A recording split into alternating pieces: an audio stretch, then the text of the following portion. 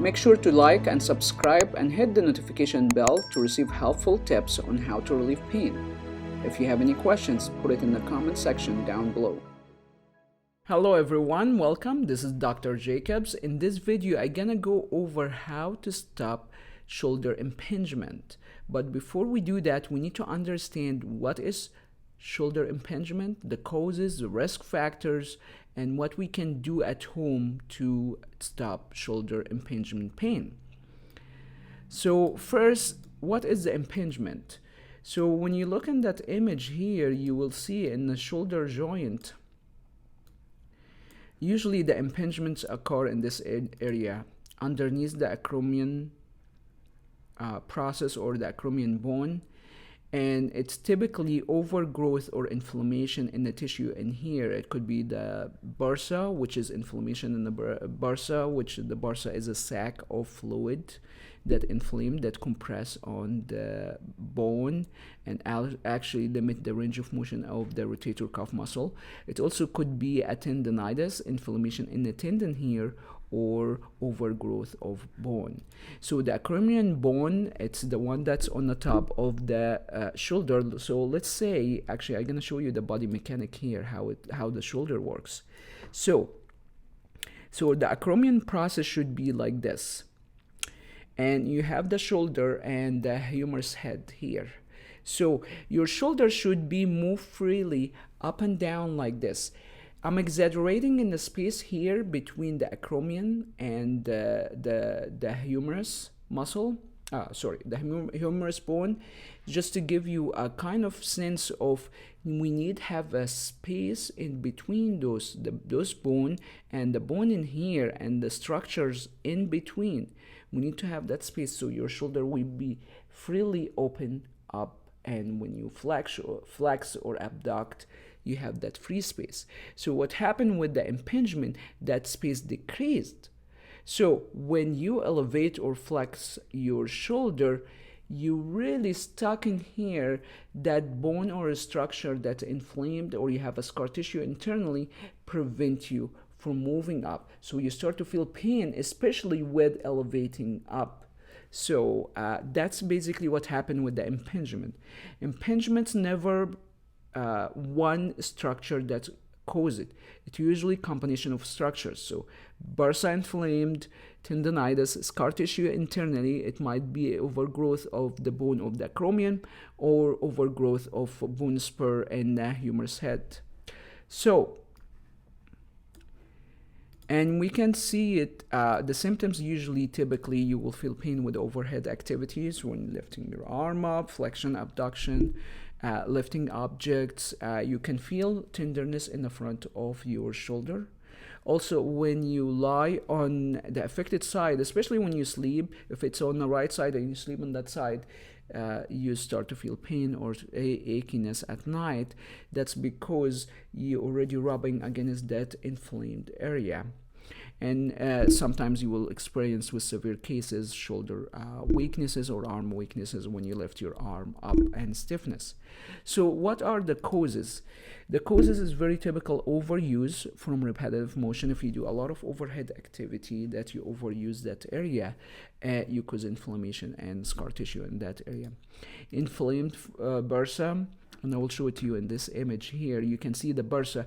Bursa is a cushion that actually should give us like a kind of cushion between the muscle and the tendon and the structure in the body. So the tendon will not be rubbing against bone, so it will irritate it when inflamed. It just, you need to have like a sponge cushion, and that's usually the bursa. But when you have impingement, usually that bursa get inflamed because it's just repetitive motion, and sometimes you start to have bone spur like here, and tendon inflamed, and you can have tendonitis. So I have a video on tendonitis, bursitis. You can check it out in my channel. So causes: overuse, inflamed bursa, and the acromion could not be flat, and that's very rare cases. Some people by nature that they're anatomical, they have anatomically deformed acromion, and instead of it's flat like this, so it's not compressing on the tissue underneath it, it's kind of hooked like this. and that's a really kind of anatomical issue that usually you can feel it in early ages, and that's not very common. Of course, bone spur, it's not very common, but if you push it and you don't get proper treatment for shoulder impingement, you're probably going to end up with the bone spur because you're rubbing against the bone. So too much rubbing like this, you start to have overgrowth of the bone. It's like bunion.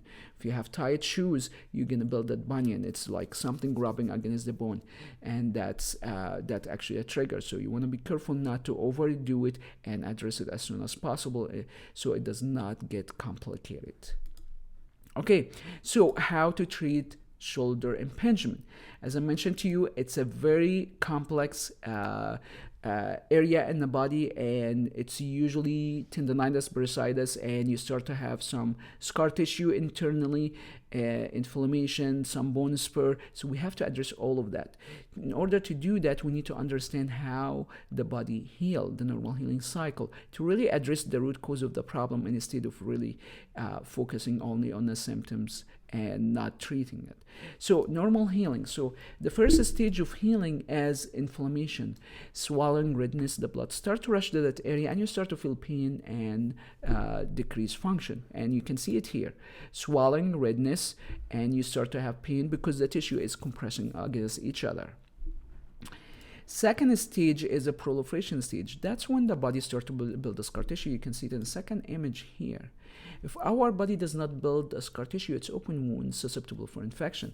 We actually need a scar tissue here, especially when you have a micro tear in the shoulder area. If your body does not build the scar tissue, that tear will never heal. So think about this way. Scar tissue is like the glue. If you don't have the scar tissue, it's not going to heal. The problem is when you have too much scar tissue that decreases the space between the acromion and the humerus head and will prevent you from moving. When you have excessive internal scar tissue, that's an issue. And it's very, very common and overlooked by healthcare providers as one of the main things that could cause a lot of impingement issue. So during the proliferation stage is not only scar tissue, there's always muscle spasms, fascial restriction, trigger points. We have to address that at the same time.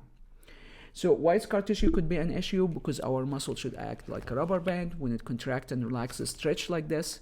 So when you have a scar tissue, it's like you have a knot in the muscle. So when your muscle contracts, it does not stretch much.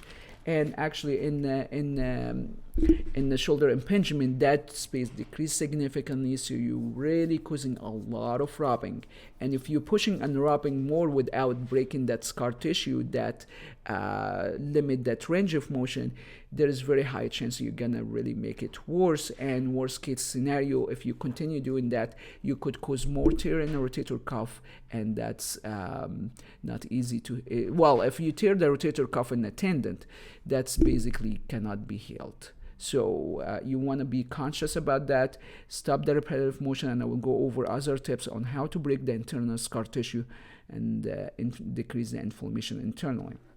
So perfect scenario during the maturation stage, you see it here, the body should get rid of the scar tissue, the inflammation, and everything clears up. That could take days, weeks, months, or years.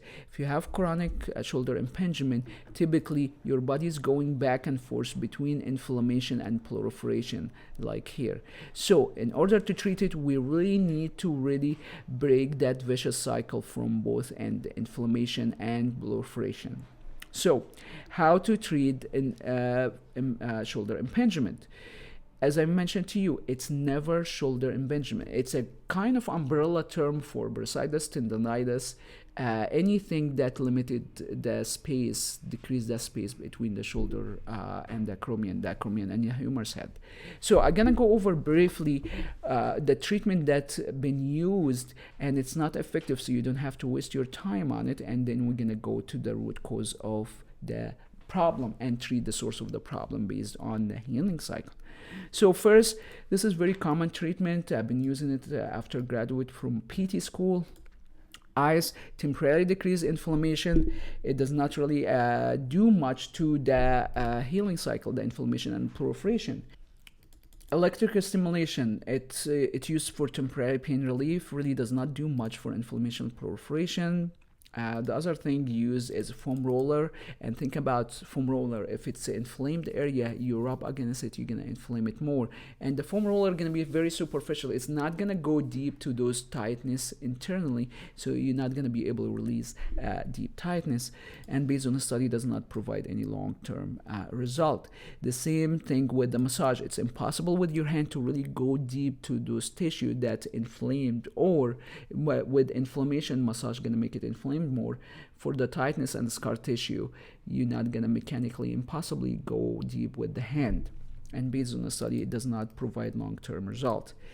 The other thing that commonly used is stretching, and I have a video why you should not stretch, and it's based on a study. Stretches is actually cause inflammation. And think about this way: you have a micro tear in the muscle or the tendon or in that area, and it's inflamed. If you stretch, you're gonna inflame it more and you're gonna tear it more. If you tear it more, your body gonna build more scar tissue. And already you have a scar tissue, so that area will decrease significantly and will make the symptoms worse. That's why I don't recommend stretches in general for any of my patients. There is other alternative safe approaches than stretching. Strengthening exercise, we need to introduce that, but on the right time, because if it's inflamed, you're gonna inflame it more. If you have a micro tear and you strengthen your muscles, that's gonna make it worse. So these are the things you wanna try to avoid because it's not effective, and some of them is actually gonna make it worse. Okay, so how to treat the shoulder impingement? So we need to really focus on the inflammation stage and the proliferation stage. First, if you are in acute stage, the first thing you need to avoid the repetitive motion that cause the issue, like overhead activity. If you do a lot of work overhead or sports that require overhead activities, stop. Take it a break 3-5 days. Usually in acute stage, if 3-5 days should be enough, so the inflammation will go down and your body start to heal. If 5 days is not enough and you still have issue, you probably have moderate to severe inflammation, and your body going back and forth between the inflammation and proliferation stage. That's when when we need to really aggressively work simultaneously in the inflammation stage and the proliferation stage. So what I use for inflammation is a Magna Heal. This is very strong magnet. The range of the magnetic field was around 3 inches. So what I use, I put it on the shoulder for the patient. They can wear it or sleep with it to decrease internal inflammation. Also, I put my patient on anti-inflammatory diet because there's a lot of several food that could cause inflammation, and we want to make sure you're not eating something that causes more inflammation. For moderate inflammation, Magna Heal should be enough, but I prefer to do some anti-inflammatory diet to make sure your food is not interfering with normal healing. A lot of patients could have, with the chronic inflammation or chronic shoulder impingement, deficiency. Could be vitamins, mineral deficiency. If your body deficient, your body will not be able to transition easily from inflammation, proliferation to maturation. You will be back and forth stuck in a chronic condition of inflammation and proliferation. For those patients, I recommend to try Ask ASTR. It's a free online medical evaluation that takes about 5 minutes. The software is including at least 9 healthcare provider database, so it will help you and guide you to figure out what possible deficiency that could cause or interfere with your normal healing. So that's very important with chronic condition, because if you have D deficiency, zinc deficiency, magnesium deficiency, or other vitamins and mineral, your body gonna stuck between inflammation and proliferation. You're not gonna go to maturation or healed. So at the same time, we have to address the proliferation stage. And I divided to scar tissue, trigger point, and fascia restrictions. So what I use for the scar tissue, I use the A3, and I use the A3 to break the superficial scar tissue. And there is a special protocol to work on the proliferation and inflammation simultaneously, so you're not causing more inflammation. And a lot of patients can do that at home. For the back of the shoulder, you can do it, and sometimes a family member can help you with that. But I use the A3 to break superficial scar tissue trigger points, and I use the A5 to really go deep in the shoulder joint to really release deep scar tissue, fascia restriction, and trigger points. And that's why I mentioned to you the foam roller is not going to be effective or using the hand, because mechanically impossible to go deep with the thick thumb or nail or elbow to go deep to release deep restrictions. So we need to really go deep to release deep restrictions, at the same time working on inflammation, and be careful with that. So the other thing we have to work on simultaneously, and it's very overlooked by healthcare provider because there's not a lot of good education about it, and the treatment is not very effective. And I will go over the fascia system briefly here. I have a video on fascia in detail. You can check out that video on my channel, but I want you to understand the complexity of the fascia system and the effect on the body, so you to address it at the same time. So the superficial layer of the fascia, it's like a wrap surrounding the entire body. It's like a Spider-Man suit, and you can see it here in the image. That white tissue here, that's the fascia layer. Second image here, and the third image. So when your fascia restricted, it's like you're wearing a t-shirt 2 to 3 smaller size. So we have two big categories of the fascia: superficial layer and deep layer. And each of those categories is actually divided or having 2 to 3 subcategories. So it's a very complex system, but don't worry, the treatment is extremely simple. But I want to give you a good picture of how complex this system, because it's very important not to overlook the fascia system, and we have to address it as part of the treatment. So the deep layer is actually divided to 4 sub-deep layers. So the apparatus fascia is actually the layer that wrapping a group of muscles, and we have the epimysin. You can see it here. It's wrapping each individual muscle, and we have the premiysin that's wrapping a group of bundles of fibers, and the endomysin at the end wrapping each individual fiber. You can see it in the image. So when this is tight, you will feel like a band, like a rope, feeling like tightness, something pushing, compressing on the tissue underneath it. That's very important to address it. So as I said, this is a very complex system, but the treatment is simple. So what I do for the fascia release is I use the A1 tool to release superficial fascia and the first deep fascia layer, and then I use the A5 to really go deep to release the apparatus fascia, epimysin, premiysin, endomysin. And I want you to know that the fascia system impossible to influence the system unless you have mechanical force. That's why the massage or the foam roller is not going to work, because it's not going to go deep for the to release the premiysin or endomysin. Mechanically is impossible. And when you release the fascia layer, you have to release the whole system. So to sum it up, how to treat the shoulder impingement. As I said, it's very complex. It's usually tendonitis, bursitis, slightly bone spur. So we have to address all of that simultaneously. And first step, you need to stop the repetitive motion that actually causes the impingement, so you don't make it more inflamed. If it's cleared up 3-5 days or even a week, that's great, you're done. If you still have pain, that's a sign you are actually going back and forth between inflammation and proliferation stage, and you need to be aggressive to address that. So we need to have something go deep enough, like the Magna Heal, to decrease the inflammation. Also, at the same time, we really need to go and release the scar tissue that internally deep here, the fascia restrictions, the bursitis, the inflammation in the bursa, the scar tissue, and the tendonitis. So it's to release those tissues, so the space between the acromion and the humerus head will be open, so you start to do the exercises.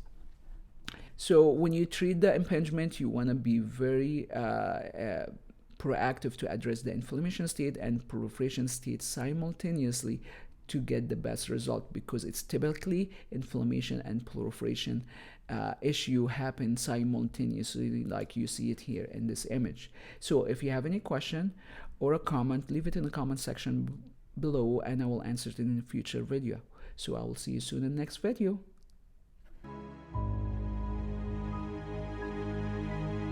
Make sure to like and subscribe and hit the notification bell to receive helpful tips on how to relieve pain.